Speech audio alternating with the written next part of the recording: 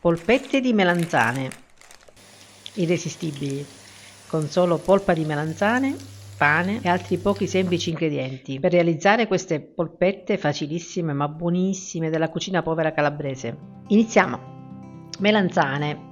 Queste sono moscette e se sono di qualche giorno ancora meglio. Io adesso ve ne mostro 2 in questo momento, ma ne ho fatte 4. Le bucherello e le inforno per 20-30 minuti a 180 gradi statico o ventilato, o comunque finché diventano morbide. Ecco, come vedi sono 4, quindi questa è la quantità giusta. Tolgo la pelle, la buccia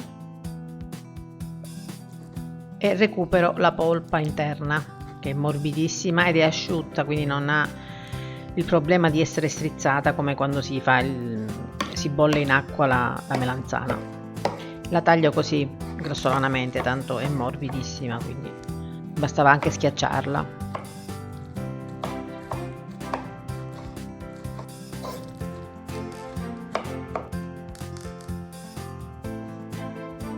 Metto un po' di sale, così sarà già condita, e la metto in ciotola. Aggiungo pane, 300 g di pane, di mollica di pane, o se è pane duro lo puoi mettere a bagno nell'acqua finché diventa morbido, così anche con la buccia, vedi? Poi lo strizzi e lo usi. Io metto un po' di quella bagnata e un po' di quella asciutta, in tutto 300 g. Aggiungo prezzemolo e basilico tritati, l'aglio che lo grattugio, preferisco, così darà il gusto ma non troverete i pezzettini. Poi vai a gusto, se ne vuoi mettere uno spicchio intero o metà, ma ci sta benissimo. Aggiusto di sale e pepe e metto 3-4 cucchiai di formaggio parmigiano grattugiato.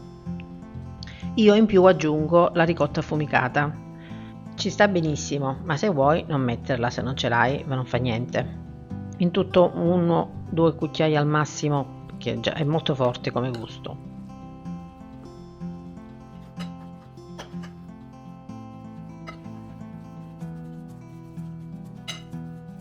Aggiungo un uovo intero,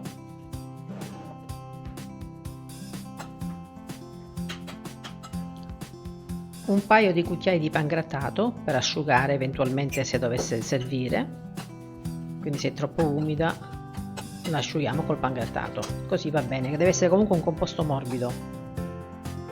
Scamorza affumicata, a me piace sempre farcirle all'interno con una parte filante, quindi metto in questo caso la scamorza affumicata, ma va bene provola, caciocavallo. Preparo la carta forno con un po' di pangrattato.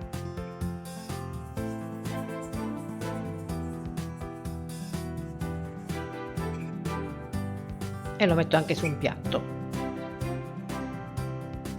Diamo forma alle polpette, che allungo, allargo, inserisco la provola o scamorza e arrotolo. Passo nel pangrattato e sono pronte.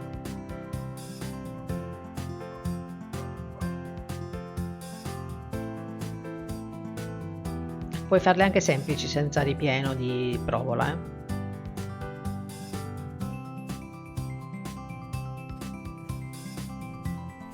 E andiamo in frittura. In olio, io friggo in olio extravergine di oliva, in olio d'oliva, sarebbe l'ideale, però se vuoi puoi usare l'olio di semi.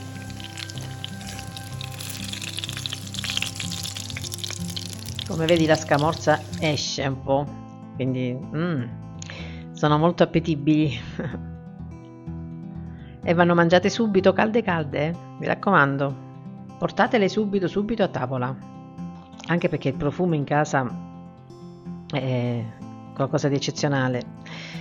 Ora vi faccio vedere come filano, però bruciano ancora. Vedi che meraviglia? C'è la differenza. Dentro sono morbide e fuori croccanti, grazie al pangrattato che abbiamo messo fuori.